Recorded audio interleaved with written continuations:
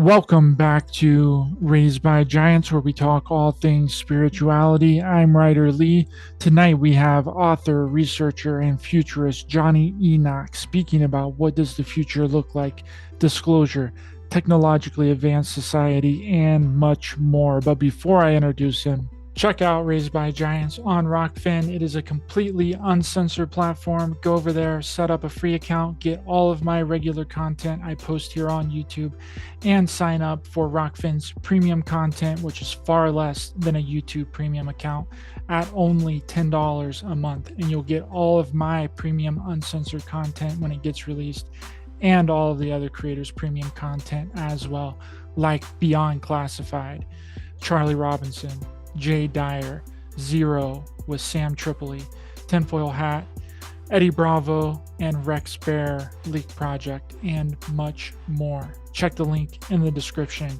to sign up for the video streaming platform, Rockfin. Also, check out C60 Purple Power. It is the most powerful antioxidant on the planet.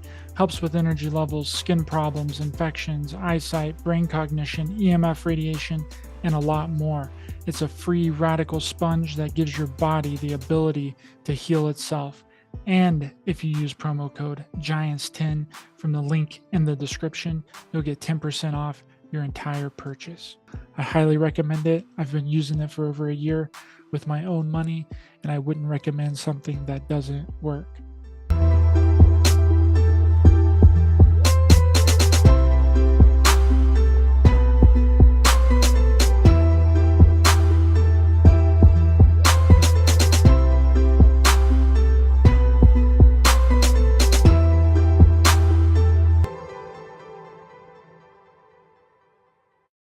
Jonny Enoch is an author, researcher of prehistoric civilizations, and a futurist that explores mysteries around the world.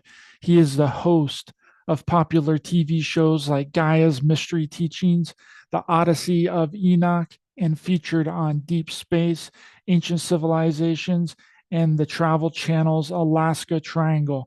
Jonny frequently takes expeditions to remote parts of the world to track down experts and crawl on his hands and knees under the ancient temples, searching for clues about our past. He also used clinical hypnotherapy to work with ET contactees and do past life regressions. What makes his work different is how he connects the dots between the hidden symbolism found in worlds, religions, to quantum physics, alchemy, and the multiverse. Hello, and welcome to the show, Jonny. Thanks so much for coming on. How are you doing? I'm doing fantastic. I'm joining you here from Budapest, Hungary. Yeah, I've been trying to get you on for a little while now, and things didn't seem to work out before, but I'm glad that you were able to make it today. Well, thank you so much for having me on your show, Ryder. And I do apologize. I don't mean to sound like a bit of a hermit. I've just been doing a lot of traveling and had a lot of different occurrences at once, but it's certainly great to be here. Yes, thank you.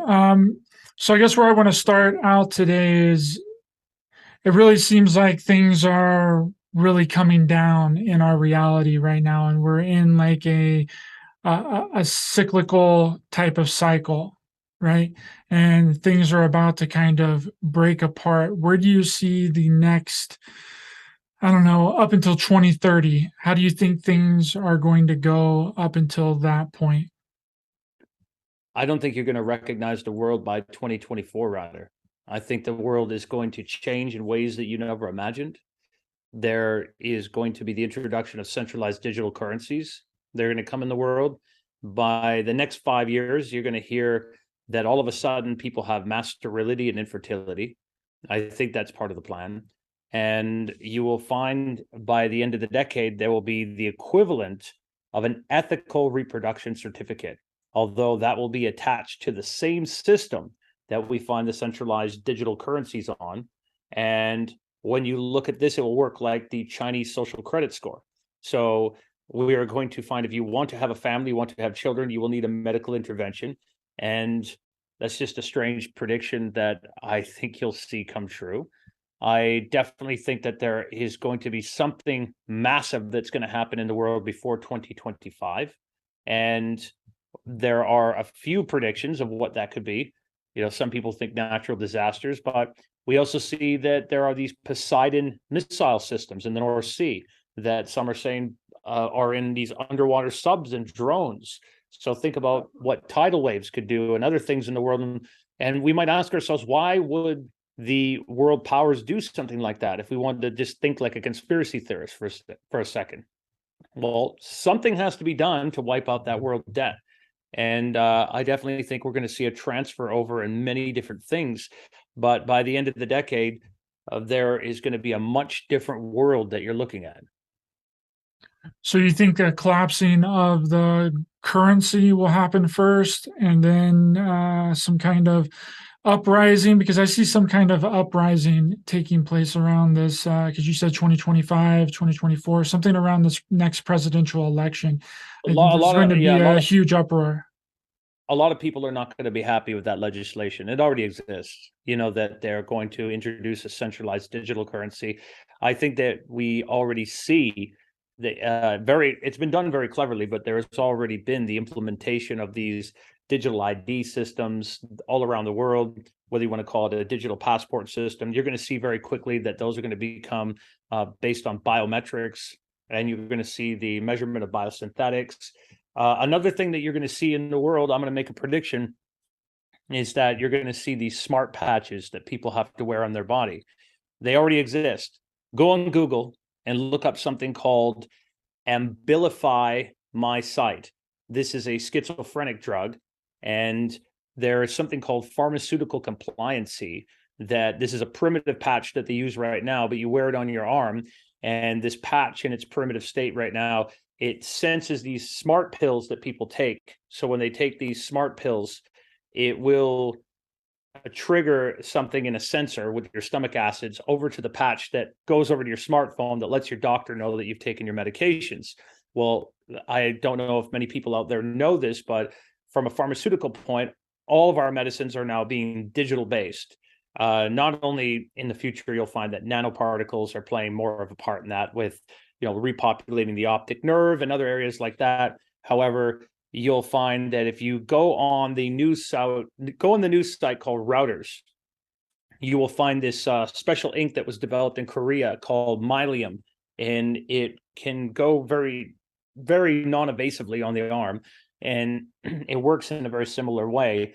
But there's a way that it will signal other electronic receptors that will allow them to measure what sort of different pharmaceutical interventions you've had in your body. And what I mean by that is that moving forward into next year, we're going to find that we have all sorts of new biogenetic technologies coming out that are going to work with this compliancy as we move in the world. And they're going to be these mRNA smart pills that are going to be like a universal flu shot that has all the coronas, has all the everything. People will need them to be able to travel to certain zones in the world for certain privileges. This is going to go hand in hand with these new systems moving forward. So you're going to have a new type of human, a new type of system. There's a lot of things that are going to happen.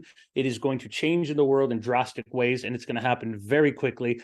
And I'm not saying this as me. I'm not the one doing this. I'm saying this as me looking at what the groups like the WEF are saying. They're saying this publicly, and they're saying it at Davos. They're announcing these things. Yeah, it's interesting too, Johnny, that where all of these antidepressants and these anti-anxiety and SSRI drugs came from. They actually came out of the MK Ultra programs, out of the sub projects, 149 sub projects. That's what a lot of them were testing on. They weren't just testing on LSD and hallucinogenic drugs. They were also using antidepressants as a way to numb people out, like numb their brain and make them more controllable. They were using that in different hospitals and stuff. It's really interesting. But do you see the United States, like a lot of people are talking about right now, how the United States might break up into separate zones or separate countries or anything like that? Do you think that that's a plausible thing that might happen? Well, let's back it up to the MK Ultra stuff. I think that's really interesting what you said about the SSRIs, which are selective serotonin reuptake inhibitors. And there's a whole group of classification in those drugs that they have tested on. But with MK Ultra 2, don't forget that where they did a lot of testing up there with that was up at Laurel Canyon and Mulholland Drive when you look over in California. And when you look up there, there's some very wealthy families that were around those parts too that had banking ties that funded some things around World War II as well. That's very interesting. But think about all the rock groups and different experiments and things that were up there at certain periods when you look at the history of Hollywood and those parts. But yeah, unfortunately, a lot of the MK Ultra documents that I can find, a lot of the funders and even a lot of the sub projects have been redacted.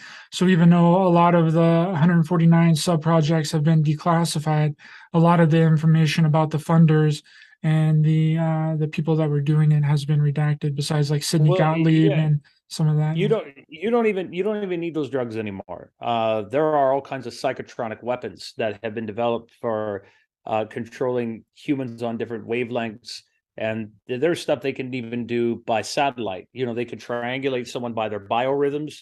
And if you go look up, Wired magazine has written about the voice of God technology and all that. They can use sound vibrations at the back of the head. They can use all kinds of frequency. They can do all kinds of incredible things now with technology that they don't even have to go as far as that. But as far as your question about breaking up the United States, there most certainly is going to be a change in the future, especially when you see what will happen with these financial systems and where we'll go. I think that there is a probability, based on what we're seeing, if you look at the news every day, what they're talking about, the Atlantic Ridge and the North Sea, that you could possibly see a lot of the East Coast disappear. And I think that there's going to be some incredible catastrophes. And I don't want them to happen. I really don't. I'm not a pessimistic person. I'm an optimist, and I don't believe in looking at these negative things. But the architects of society have allowed a lot of society to fall on purpose. And I think we're going to enter a period where it's going to become very chaotic and disruptive in the future. And I'll give you some scenarios that you can look at. For example, ahead of time before things happen, there's certain drills that are done.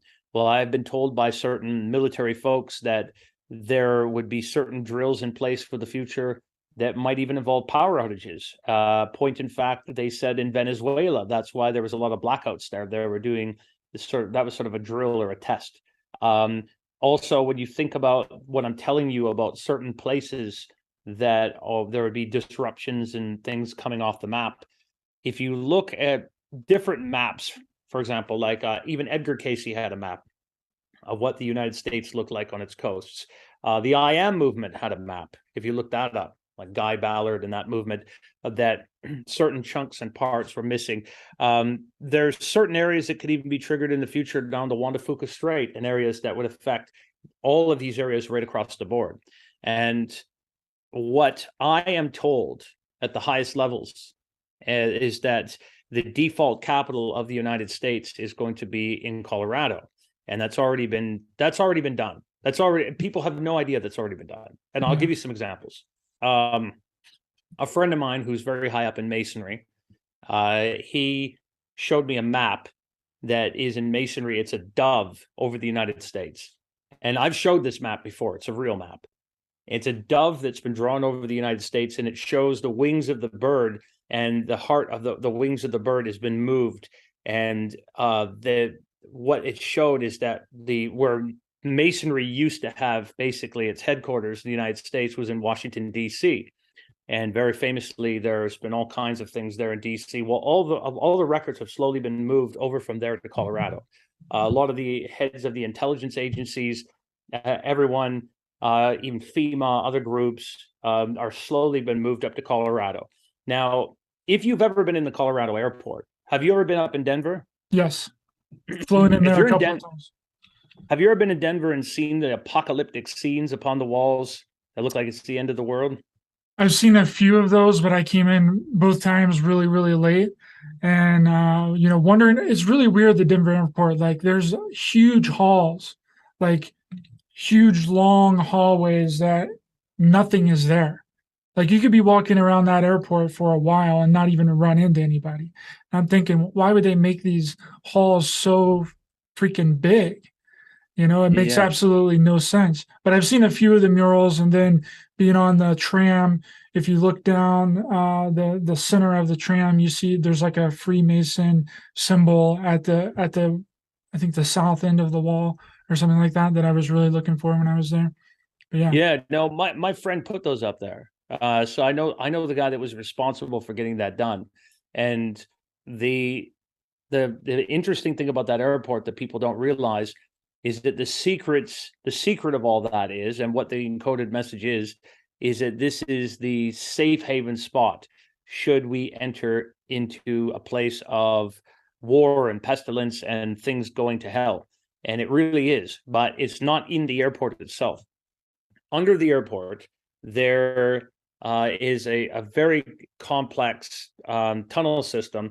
And there's a lot of bullshit out there that people come up with these conspiracy theories that there are some so-and-so is a super soldier that said that they imploded the reptilian base under there and all the elites were hanging out there having cocktails and all this bullshit. And that never happened. But what it was is that it's still there, the underground tunnel system. And they were digging really deep underneath there. And you can see the evidence of this. If you look around the Denver airport and the surrounding area, you'll see these big piles of dirt that are left in the fields. And you'll just see them randomly hanging around there. Funny enough, you also see this horse with flashing eyes that when you go out there, and it's again very apocalyptic looking. And the sad part is the guy that put the bloody horse outside that was sculpting it, he died because it fell on him when he was making it. So the interesting thing about this, if you go in the airport itself and you go under the airport, there is a very advanced train system. And I'm not just talking about like the train systems you hear under Area 51 or Los Alamos, where there's these electric train systems that are very fast. This train system has these massive train carts on it that can hold very, very heavy tanks. And the train system can move very, very quickly, and it can move military equipment. So underground, the train system goes just west of there. I think it's, 40 miles west or something, into the Colorado Rockies. And in the Rockies themselves, in that area built into there, that is the default capital for the United States of America. It is, if things go bad at Washington, D.C., that is where the command moves. And that has been set up that way. And so it is positioned in such a way for the future that they're the safest place in the United States, I've been told, should those times come ahead, are the four corners of the United States. Yeah, I'm like 2 miles away from the Rockies, 2 miles away from the base of the Rockies. I've been up there a couple of times. It's really You're nice. safe then. You're good to go should the apocalypse come. That's what I was kind of thinking too, because you want to be where, if that's where they're actually setting up the headquarters, I don't think anything too bad is going to happen where they're going to be setting up, because they're not going to shit where they eat. Right. And also, if you like look around too, there's not very many chemtrails here in this area that I'm in as well. I think there's a lot of stuff going on here. Yeah, Colorado's a safe bet. So is Arizona for the most part, parts of Nevada, and you'd have New Mexico, maybe some of Utah, maybe some of Texas. Those areas are safe. And people know there's a mass exodus, but there's a lot of places out there right now that are being they're let go on purpose. They're going down. There's a complete collapse in place, and it's very sad to watch. There's some very great places, not only the likes of Canada and many areas, but Los Angeles has just gone to just absolute chaos the last little while. The infrastructure is falling apart. The crime rate is through the roof. London, one of my favorite cities in the world, is extremely unsafe. It's gone down in a big way. You can't even walk out at night there in most areas, even a nice area like Soho. And you go to all these places, and it's very sad to see the state that we are being brought into. But it's all like that phoenix that rises from the ashes. There is a good future we have ahead as well, but there's a massive transition we have to go through. And unfortunately, we're seeing it before our eyes. Well, it almost sounds like the same exact people that are in charge now are also going to be in charge after the collapse, right? Because if they have this safeguarded kind of area where they can go to transfer like their power and just kind of, rest out underground. Because I think that's really what's been going on this entire time. Because if you look through the Vedas and a lot of these ancient texts, it talks about this group of beings that come, they hang out for a little bit, some kind of big natural disaster comes, they leave, and then after the natural disaster is over, they come back and they continue manipulating and doing things to humanity. And that could be the Yeah, same there's type of. sorry, I was going to say, yeah, there's no doubt, Ryder, the elites of the world are predicting something, and people have no idea that they're not being told. Like, first of all, there's pressure building in the underwater mantle. There is, and that the underwater and mantle, if that were to go, the complete infrastructure of everything we know is just gonna collapse and go haywire, and that could be triggered as well. But like the Earth also moving through space on a wobble, it is communicating with our star every 8 minutes, or the speed of light. So there's a lot of things that can change all of this with our spatial coordinates as well. But however, when you look at how well they are prepared and what you have been told is a different story. So, for example, a lot of people might not know that when you fly to London's Heathrow and you look under Terminal 5, there's a very interesting area under Terminal 5 that all has purple lighting. Don't ask me how I know. And it can hold hundreds of thousands of people. But just as George Carlin says, it's a big club and you ain't in it. And then there's another thing in southern England. There's a very expensive water filtration system that's all underneath it. You can also look, when we look over at Norway, there's arcs under the city. Just outside of Moscow in the mountains, there's an area that can hold 1 million people. There's areas of refuge in Australia. There is concerns about water and all that all over the world. So you don't get people being informed about these concerns, but the leaders of the world most certainly are aware of it. So where does disclosure fall into what we're talking about right now? What's the plan there? Because I just read the new New York Times article. I don't know if you read that or not, but they basically are rolling everything back now. They're saying that most of the anomalies that people see in the sky are either military spy drones or space trash. That one just came out the other day. I don't know if you read it or not. So it seems like they're starting to roll everything back again and use their old techniques that they've always been using this entire time, and saying that, after every single event, any kind of UFO sighting or anything like that, they always come out and say, after the Washington Flap event of 1962, they come out and say, we have no reason to believe that it was extraterrestrial, right? And they make all these excuses for all this stuff. And now it seems like they're just rolling everything back again. So Yeah, no, absolutely, man. I think we are at least, I wanted to say, about a decade off from getting a solid disclosure. We have too much stuff we have to go through. I think you're going to get teased here and there, and they'll kind of give you little pieces of the fast food disclosure, which you'll continue to see. But there's much too much stuff that has to happen between now and, let's say, 2030 or 2032. I think maybe you'll see your last big blowout by 2032. But as we move into the 2030s, obviously there's going to be stuff having to change over and settle in the Middle East. We have the Western and the Eastern systems, the financial systems. We have different movements and changes. And I truly believe that what you just saw happen with Russia, with how this has started, you'll see that right now they're making it look like Russia's lost, and they're saying, okay, well, Crimea and Donbass, there'll be a settlement. Of course, that will happen, but at the same time, Russia has about a $2 trillion war budget, and I think that there is going to be repercussions from all sides. It's very sad because the Ukrainian people are great people, and they don't deserve any of this. But and I know that because in our country, I talk to them all the time. We just 9,000 new Ukrainian refugees just came here, and it's sad to see. But I think you're going to see this move out into different parts of Europe. You're going to see it move out into different parts of the world, into the waters, and this is going to change us. And it's all being, the war seems to be dragged out because also, I mean, let's face it, when you have wars, the military industrial complex benefits. When you say, hey, here's 40 billion with a B, $40 billion worth of these weapons, who benefits, right? And then these things go in different directions, but all that stuff plays a role in delaying forth the disclosure. And if you look at the guys upstairs, and there's all different groups visiting us. That's the thing. People think, oh, it's just one group that's controlling us. There are so many different cooks in the kitchen that are coming here. Let's just look at disclosure as how big and vast of a subject this is. Because first of all, when we talk about ETs themselves, let's talk about the Greys.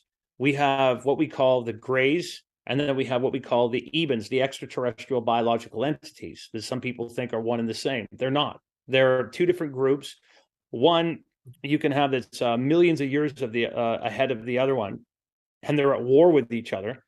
And while they're at war with each other, they actually have these paradoxical time streams or timelines and realities, and they've actually shattered one another's each of their realities, and they've come at their themselves, and they've interfered with us. They've been meddling with us.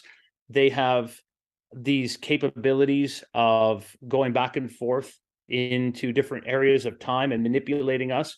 And then you have different groups that people have talked about, these various humanoid beings that might be amongst us, that are kind of hybrid types, that might be like a professor at a university operating at Oxford amongst us. Different groups that you wouldn't even know, Ryder, they could be at the store with you, shaking your hand and getting involved with us.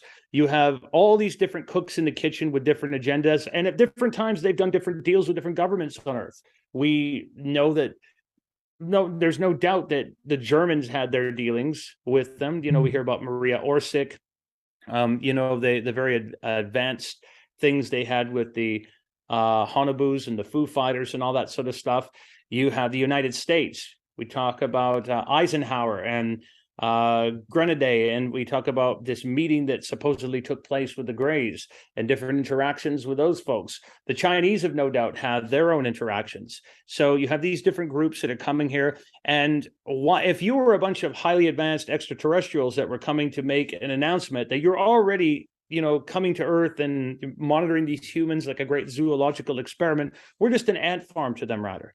So if they're the ones in charge with the different agendas that they all have up there, and they're all making these deals with us on Earth, why would they want to come down to Earth and deal with these violent and sometimes chaotic, crazy humans?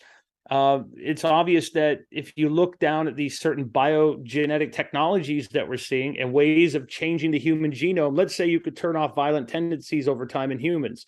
Let's say you could control the population. Let's say you could change over the way that we function and work, and you installed that first. You said, well, first of all, if all those things are in play, well, then maybe eventually we'll let them know we're finally here and we'll come there. But in the meantime, let's keep interjecting these various scenarios so they kind of know we're there. Maybe there's something there. Let's tease them and slowly prepare them. Let's ease it in, but we won't scare them a little bit. So if we give them too much, we'll just dial it back a bit. So I think that's what could be happening. I'm not saying that that's what all disclosure is, but it's my opinion that when disclosure happens, Ryder, it's going to seem like we made it happen. We will discover with the James Webb telescope or a probe, we'll say, okay, we found alien life over there. We're the discoverers. We're the explorers. Hi, guys, we found you. Because it might be too much for us if they just landed on the White House steps, or on the lawn. Yeah, I agree 100%. And how many of these ETs do you think would actually be visiting us from space, and how many of them do you think are actually indigenous to Earth and are actually from Earth? That's a good question. Well, first of all, I think there's countless beings visiting us. There was a certain migration at certain points from different beings here that came from other places. For example, there's a great mythology on Earth that certain humans and different beings were on Mars.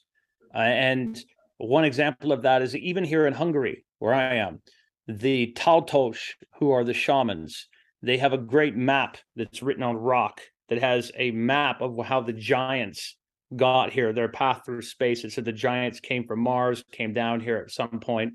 And funny enough, all the Nobel Prize winning Hungarian scientists are called the Martians, if you look them up tongue in cheek. But the Hungarians, for example, I think are related to the Denisovans, who are very interesting when you look at who they are, these tall Asiatic folks.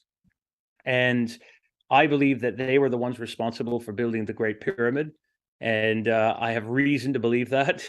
There's certain evidence, such as the Hungarian runic language that we find that's been found in areas like under the Giza Plateau, and then up in Gattenbrink's discovery above the King's Chamber, we find other strange markings that match theirs. They are very similar to the ancient Chinese. So there's groups on this earth that had incredible knowledge that were going around building pyramids and doing amazing things. I think the reptilians in certain forms, and reptilians, I think, are blamed for everything out there. People overuse the word reptilian. I've talked about this before, that David Icke really was the one responsible for putting out the whole reptilian meme. But I don't know if you've ever heard how he learned about the reptilians, but there was someone talking about reptilians before him, obviously, and that was none other than the great Jordan Maxwell. David Icke originally was brought to America by Jordan Maxwell when Jordan Maxwell was running the Truth Seeker Company. And when he did that, he learned about two cases. One of them was Nancy, this woman on a military base, and she had interacted with reptilians. Another was a realtor, a real estate developer in Las Vegas. He had encountered a giant reptile being. And David Icke heard that. This made him go into his own research with his awakening. And later on, due to a certain circumstance, he was flown out to meet Credo Mudwa in South Africa, the shaman, who told him about reptilians. And then he brought this reptilian meme all over the world saying, hey, the queen and all these people are reptilians.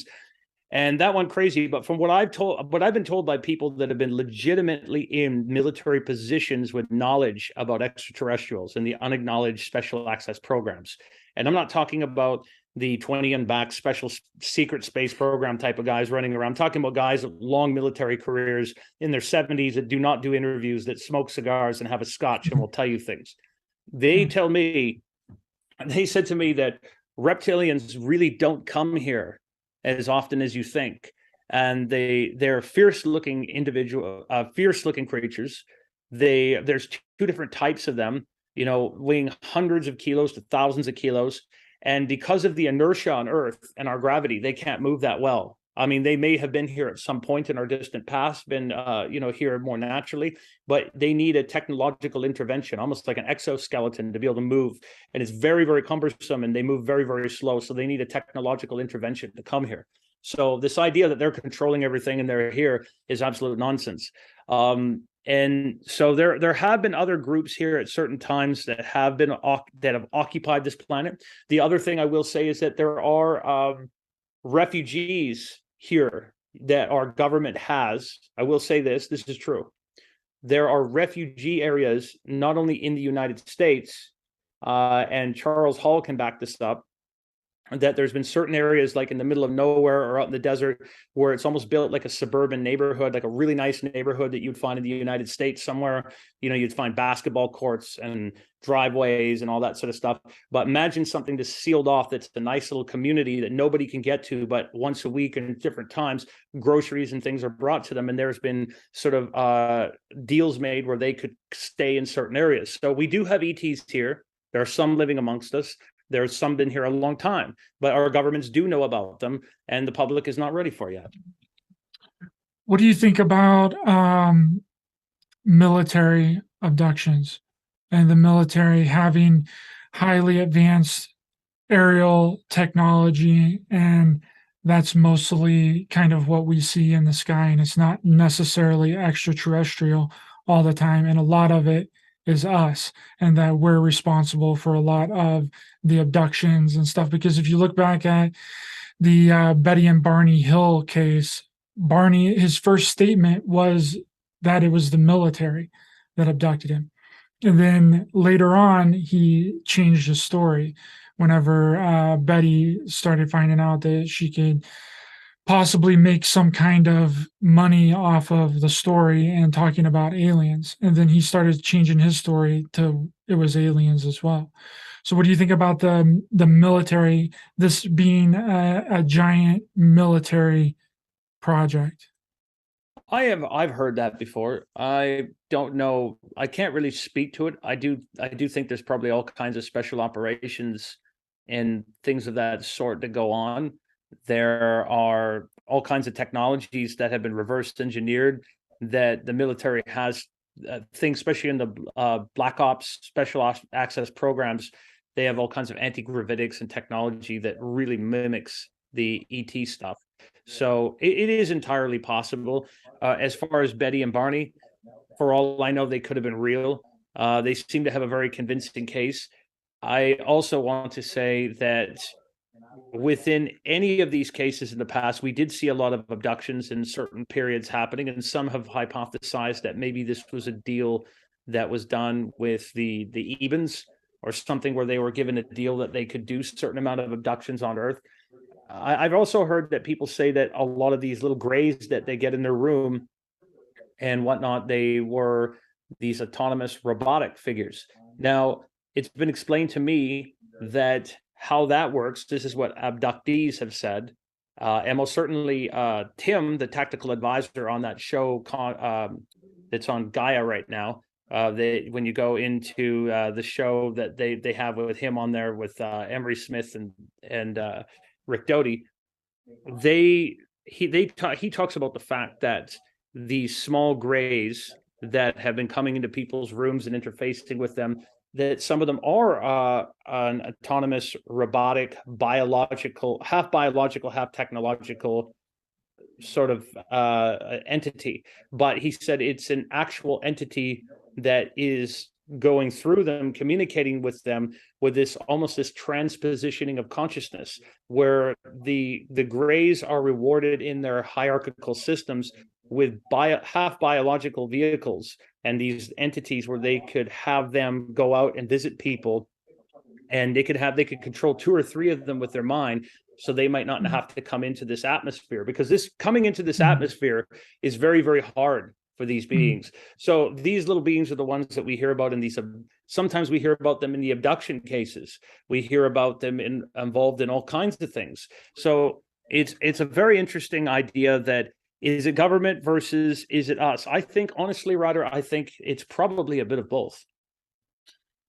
I think that that's the only way that they can physically be in our reality is by some kind of consciousness transfer technology. That's apparently what the alien that crashed in Roswell was using. It was using a doll body, and it had this consciousness transferred into that doll body so it can move around in this environment. Because I don't think that they can't. It's kind of like what you're talking about with the reptilians. They're not able to move around here. They have to have some kind of technology to help them to move around in this atmosphere. I don't think any of them can move around in our reality physically 3D on this planet without some kind sort of help or being inside a pre-contrived doll body that's been created for them to inhabit. Well, even It's for just my you, thing. Ryder, if you go into space, the one thing of you go into space, it's going to change your atomic structure, and it's the worst kind of sickness you could have is seasickness, and it's going to be way worse than seasickness when you move out of your circadian rhythms, and the only way you're going to be able to do that way, go out there, is you're going to need some kind of drugs, and you would need a type of technology. So that you would have to use technology or drugs, or the easiest way would be just to transfer your consciousness into another body. Now, as sci-fi as that sounds, I believe we're close to achieving what they call a transpositioning of consciousness to have that avatar-like factor. And I believe they've already achieved it, most and all likelihood, inside of these sort of programs where they study this. And what I mean by that is when we look at how your consciousness works, let's say we look at it as a non-local awareness, certain scientists out there that have studied this And some of these theories right now are being disputed on when we look at like the quantum consciousness theory is being challenged, but there are other avenues that we can explain it by. But the idea is that they've looked at your brain waves, let's say your EEG rhythms, that you have these sort of anharmonic vibrations, and we can triangulate that for you, or we can triangulate it like through like your biorhythms, and that's sort of like your IP address that I think will work like that in the future on quantum communication networks. So if we can triangulate that through you in the future, they'll be able to just move that, and you could go somewhere else or into another body. So it's very interesting. I think all these different groups probably use a different means to come here. What if it's all the same kind of consciousness, right? And they're just up there playing games and they're just switching out their bodysuit, like how we go to the closet and put on a different pair of clothes every day. We change out our shirt, we change out our pants and our boxers and all that. What if they just go to their closet and change out a different skin, a different avatar to wear, and Sure, then go out and sure. do their little agenda?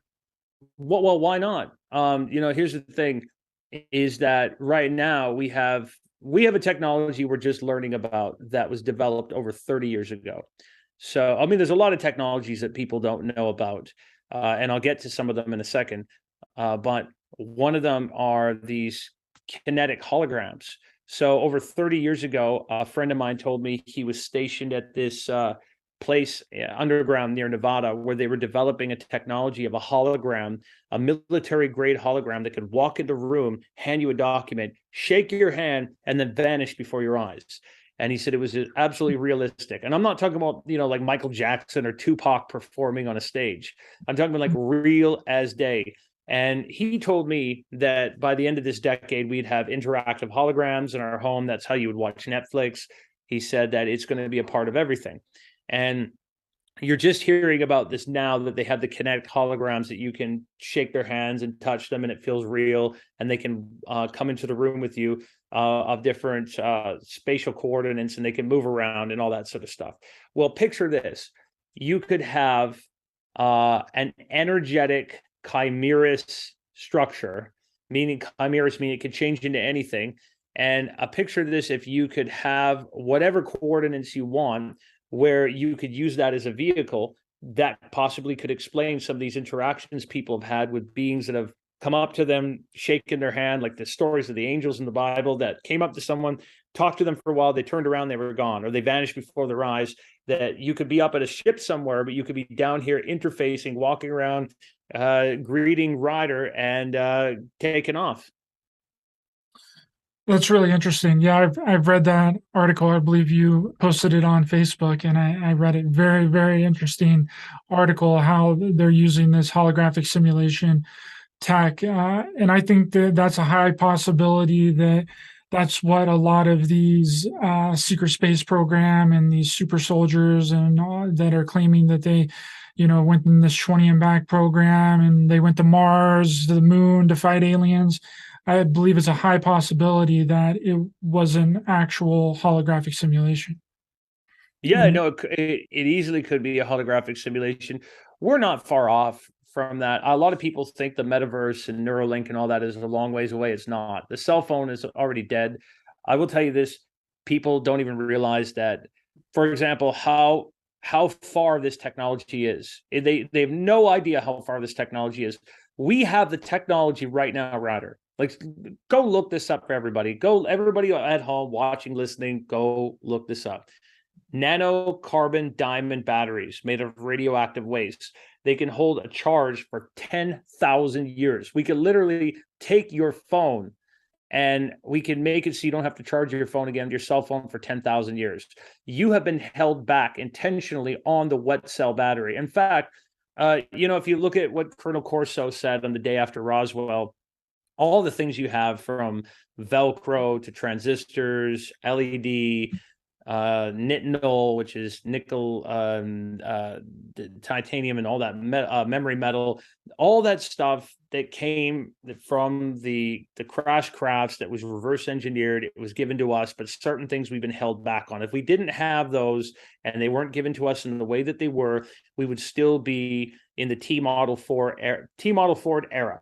The reason we've been given those is to help us advance, but certain things we've been held back on. But because we didn't earn it naturally, we were just given it. We're still not evolved to the point where we want to be. And you might say that in the world, there's two groups that are running the show. One that wants to speed us up and they want to see us evolve faster, and one that wants to slow us down and take us down a notch because they don't think we're ready for it.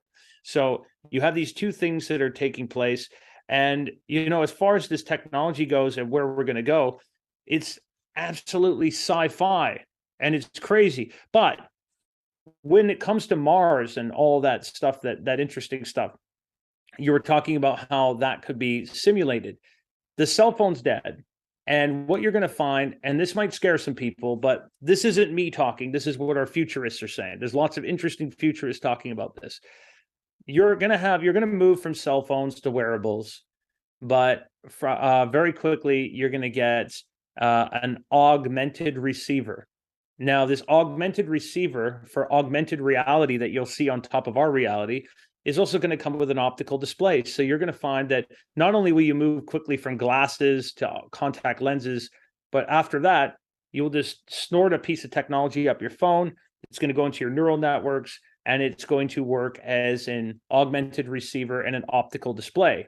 And you can power these things because right now, Ryder, you give off 100 watts. Your body does. If you open up your cell phone and look in the back, it only says 30 milliwatts. You give off more than that. Every human being does. You can power these things up. You can be on a quantum communication network. You could literally be in the movie theater. And I think people in 25 years, they're going to have some amazing technology. They're going to live longer. They're going to have all this amazing technology that's mind-blowing. It's just these next 15 years, I think, are going to be really crazy. We got to go through. But you're going to eventually be in a movie theater. Everyone around you might be watching the movie, but you'll get a phone call. It might be Chris on the other line calling you, and you'll be able to listen to music or answer the phone, pull up a screen, pick out a bunch of stuff, and you can hear everything, and nobody else around you can hear it. You can even show him what you're looking at, hang up the call. That's it. And the cell phone will be dead. It's going to be gone. That's where we're headed. But I think all this technology is being trickled down to us. So if you think about that and how you could interface in the metaverse that they're building and all this stuff, and the metaverse, it has more interest than people think. People go, that will never succeed. It's the way that they're taking it. And so, yeah, it could succeed. But I want to add one more thing, Ryder. If you want to know where a lot of those Mars stories came from the last few years and why some of them are so crazy, is that if you go back to Project Camelot, are you familiar with Project Camelot? Yes. If you go back to Project Camelot and Project Avalon and all that sort of stuff and the days of Carrie Cassidy, there was a guy on there named Henry Deacon, and his real name was Arthur Newman. And he disappeared shortly after he started talking. He was a physicist, and he talked about some incredible stuff. But he started talking about stuff he shouldn't have been talking about. And one of the things is that he was talking about was Mars. And he also talked a lot about the jab and other things that were coming. If people pay close attention to what he said a lot of very interesting things years before they happened. So pay attention to what he said. But when you listen to what he had to say, he talked a lot about what was up on Mars. Now, Mars isn't as fancy as what you see in the movies. There isn't Channing Tatum running around Jupiter ascending and all that sort of stuff. You might say there's some primitive stuff they've done up there. There's some areas like the Marianas Trench, some very deep areas, low types of gravity, and not much of an atmosphere and all that sort of stuff. But he talked about stuff he shouldn't have been talking about. So what he received a warning, essentially, from what I was told. And to offset what he said, which was premature because he talked about Mars way earlier than he should have talked about it. You saw a lot of guys then coming out years later talking about like jump rooms where they're up there with Obama and they're having lunch with him, and all kinds of different stories that were coming out of Mars. One disinformation campaign after the other would roll out years later. I'm not naming any names, but you get the picture. Yep. It's a giant cover up to cover up what they're really doing. That's a rudimentary thing, and then they put out all the secret space program and the super soldier stuff to cover up what the real rudimentary type of thing that they're doing on the planet, right? Even Elon Musk is going to be surprised, I'm being told, about some of the private contractors and groups, let's say the mining and claims, let's say in the asteroid belt, and all kinds of industrial things that are going on up there. There's some stuff out there from I want to say, like, if you want to say like a corporate private contractor basis is going on up there in space that's very, very interesting, that not everybody's aware of. When do you think that we landed people on Mars, and how do you think that we got there? Did we get there in a standard rocketry like we've all been told that we got to the moon in, or was it a highly advanced anti-gravity craft that got us there? I'm told that there's vehicles that exist that it takes longer for you to put your seatbelt on than it takes you to get there, because there's a transpositioning when you take gravity, space, and lineal proportional distance.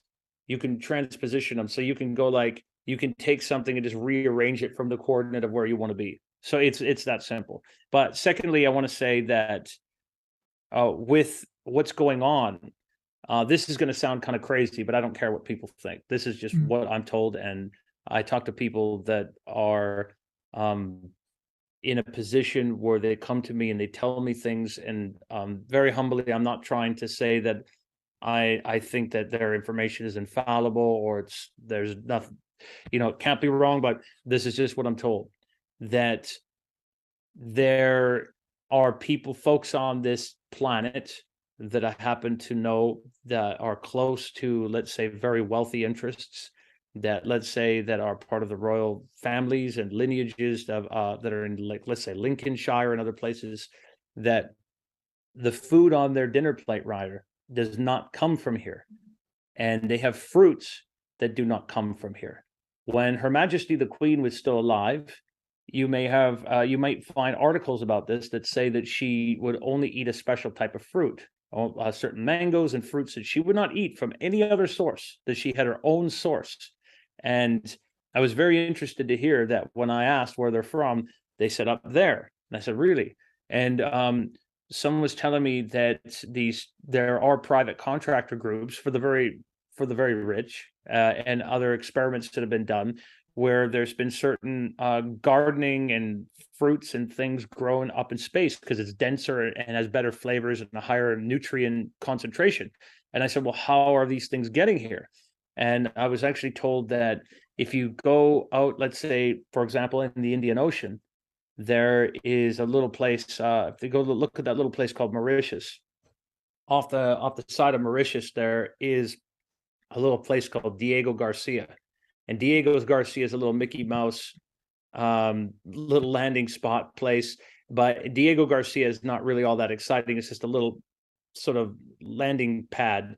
And when you see this, what happens is, I'm told, the space cargo comes down, lands on there, and then underneath that, there's an electric railway system, underwater system. And when you look where that goes off to Australia and other areas, there's a very sophisticated way for space cargo to get here. And I'm not just talking about food and strange things. I'm talking about precious metals and exotic materials. And there's places like this in the Atlantic and the Pacific. And you can look these places up, like even SpaceX has them. So you don't even know that these things are coming down from private contracting groups. So it's very interesting that there's a lot of stuff going on in space that we have no idea. We only hear, hey, they SpaceX might send a rocket off next week, or what is NASA doing, or is Bezos going up there? There's a lot more going on in the meantime. So do you think that they're growing these kinds of fruits and these vegetables and stuff on a craft in space, or do you think that they're actually planting them on a planet and having them grow and then bringing them back? I would say in different areas they have that have been built up on probably like greenhouses, spots like that, like facilities and structures that are apparently they're growing them up there. That's what I was told. But the Hmm, individual that told me that I was absolutely shocked to hear it because they're a very reliable source. interesting. So probably got about 10 more minutes here. Let's talk about we talked about Mars. Let's talk about the moon. What do you think that there are people on the moon? Do you think that that there are bases on the moon, that there's some kind of military presence on the moon, or what do you think is Oh, going on there? absolutely. There's all kinds of things on the moon. I mean, I'll tell you a story. When you go back into the ufologist Timothy Good, and Timothy Good was a British ufologist, and a lot of people don't know this, but Timothy Good got a lot of his material from Gordon Crichton. Gordon Crichton was the publisher and the editor of the Flying Saucer Review from the 1950s. I think it was 1954 he started it. It's still the most prestigious UFO magazine out of the UK.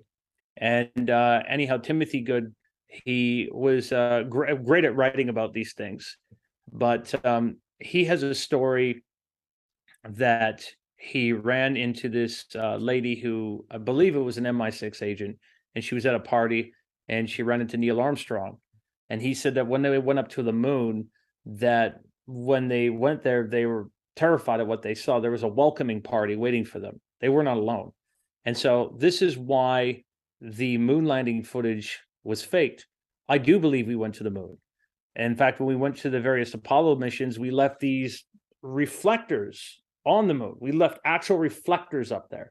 And we use those reflectors now to shoot lasers up to the moon.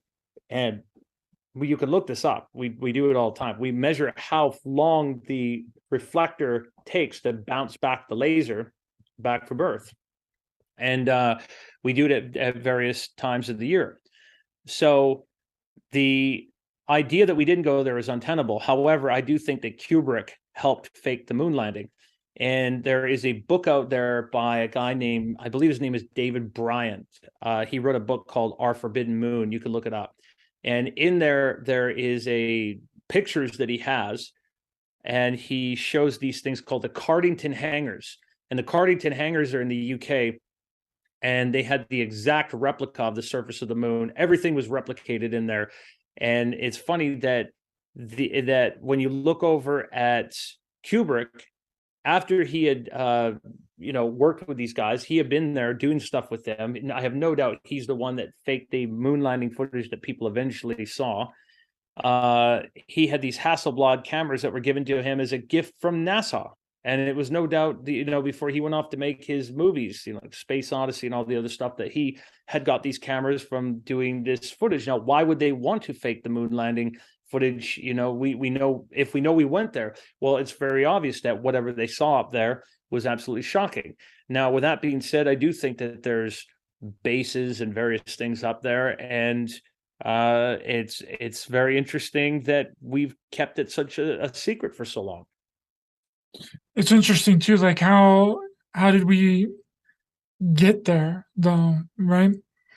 And I'm kind Oh, of I in mean, a I'm in a The I'm in Germans were a smart, Ryder. The Germans figured it out a long time ago. They were very smart. yeah, it's I think I'm kind of in agreement with William Tompkins on this one, that the rudimentary rocket was like a cover, and we built something else under the guise of the rocket to get us to the moon. Because Werner von Braun talking about that it would take a rocket the size of the Empire State Building to get to the moon, Yeah, well, and he was in the aerospace Germans tech. So, were very smart. They figured it out a long time ago, and you think that there's they were the no. first ones to get to the moon? Were the Germans?